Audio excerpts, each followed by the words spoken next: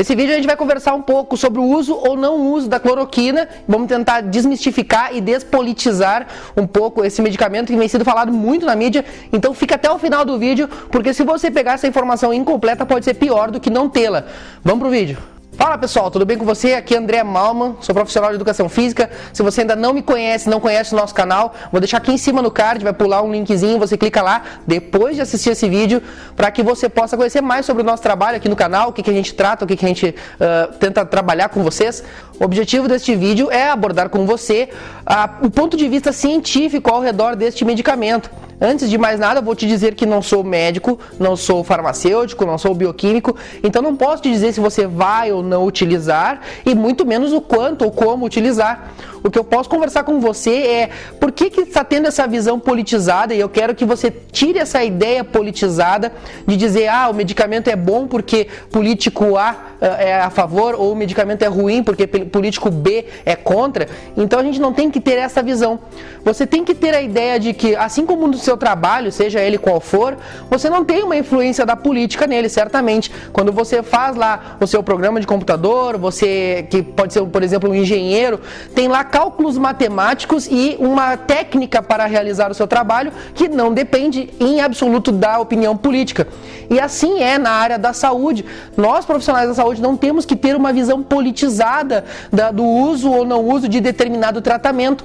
O que interessa para nós é: este tratamento funciona ou não funciona? Ou funciona talvez um pouco, e a gente vai mensurar qual é o custo-benefício deste tratamento. Quando tratamos de um medicamento ou de um tratamento qualquer que seja, nós precisamos ter uma metodologia para chegar a uma conclusão se esse medicamento funciona, não funciona ou funciona parcialmente, e nós termos uma ideia do custo-benefício da utilização do medicamento A ou medicamento B. O grande problema neste medicamento em específico é que ainda não se tem um protocolo que venha do Ministério da Saúde para sua utilização ou não utilização.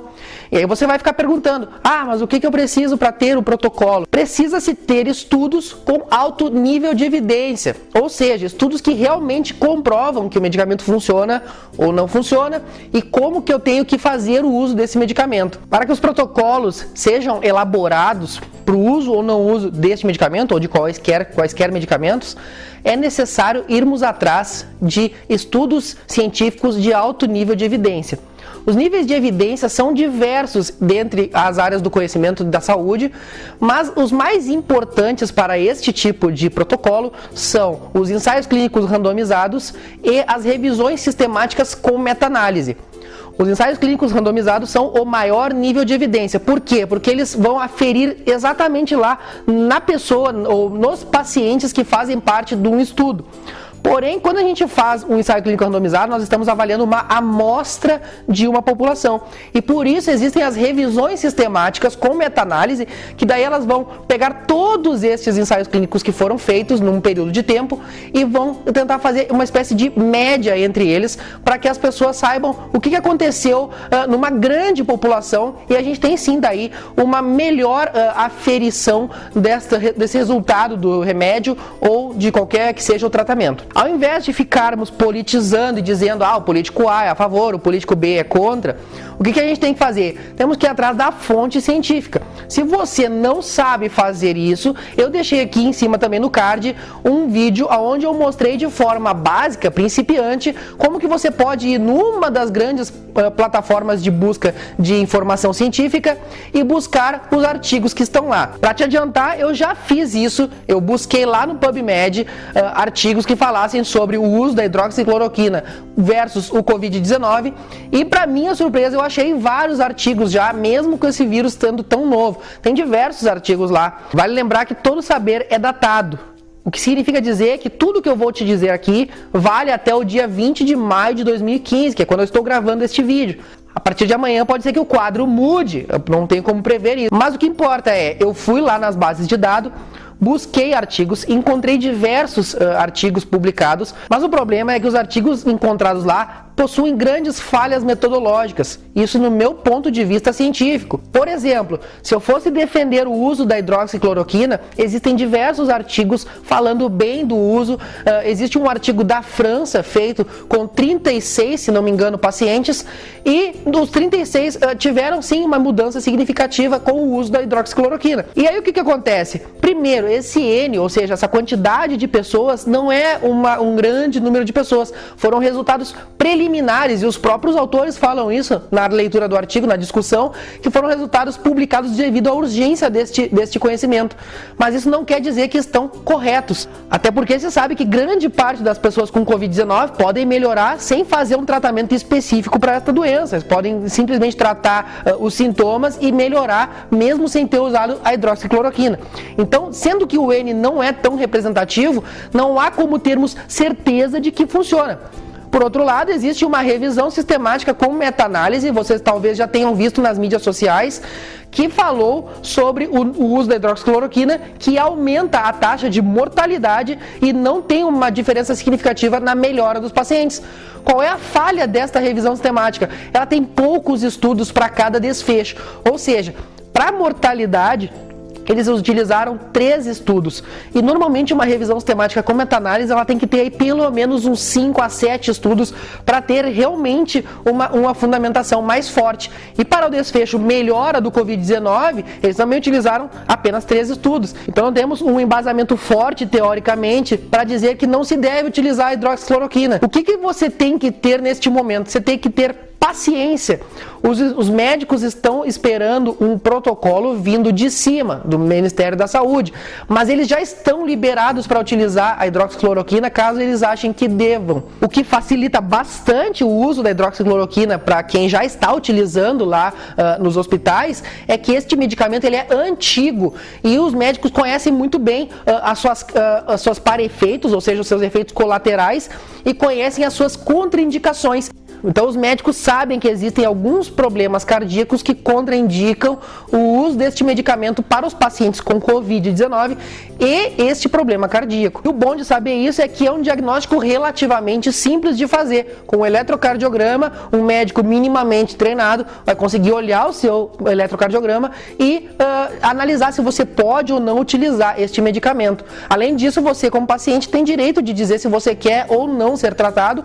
E caso você não possa responder por si, você pode conversar com seus parentes e dizer se você quer ou não ser tratado, caso você venha a ser internado com Covid-19. No início do vídeo eu te falei que ainda não existe um protocolo vindo do Ministério da Saúde para o uso deste medicamento. Isso porque, como eu disse, faltam os estudos com alto nível de evidência.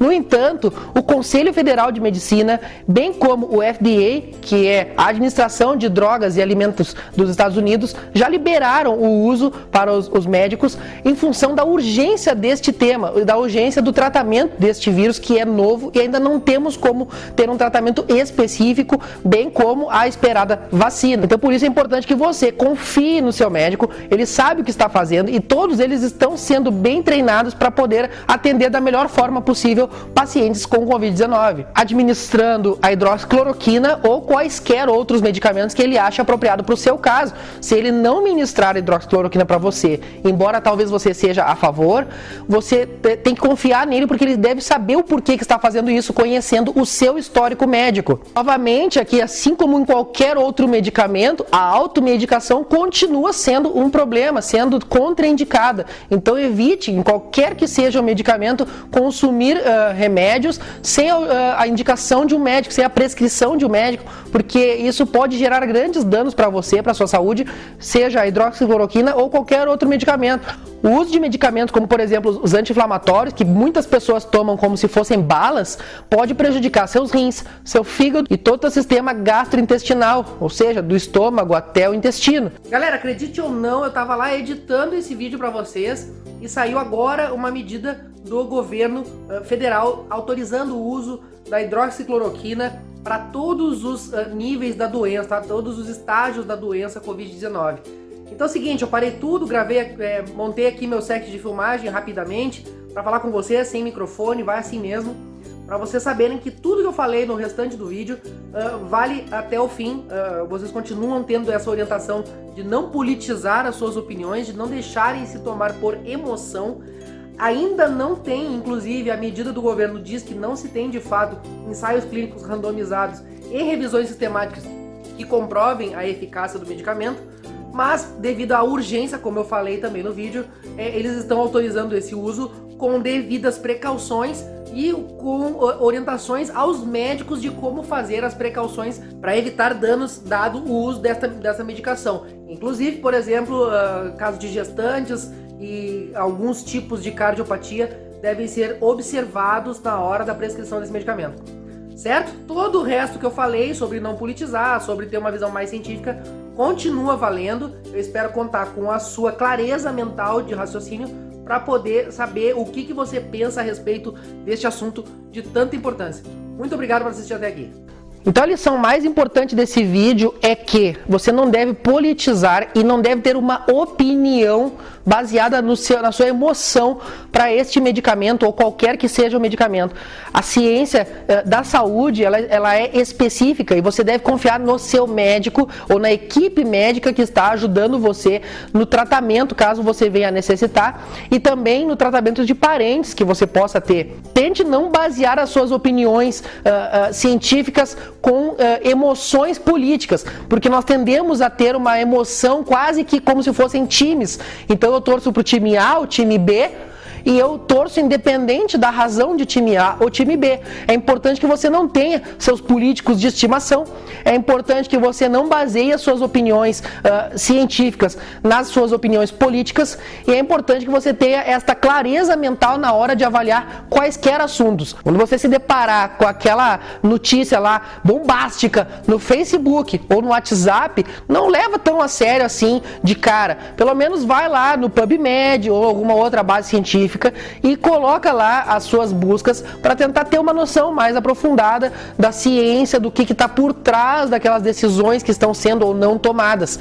Então o importante é não se deixe influenciar pela mídia, não se deixe influenciar por pessoas que estão notificando coisas no Facebook, por exemplo, e que também não sabem o que estão falando e que estão baseando as suas intenções em emoções políticas. Seja mais claro na sua forma de pensar, seja mais racional na hora de tomar suas decisões ou até mesmo de criar o seu ponto de vista. Agora, se você ficou até aqui, você provavelmente gostou desse vídeo e por isso eu quero te pedir para clicar aqui no botãozinho de gostei. Isso me ajuda a saber que o vídeo foi relevante para você. Se você gosta do tipo de assunto que eu trato aqui neste canal, como por exemplo atividade física, alimentação, estilo de vida saudável e pesquisa científica, aqui embaixo tem um botãozinho de inscrever-se, você pode clicar lá e você vai receber as notificações cada vez que eu lançar um vídeo, todas as quartas-feiras à tarde, certo? E agora vai surgir aqui ao meu lado 2 videozinhos que você pode clicar neles e continuar fazendo André Flix.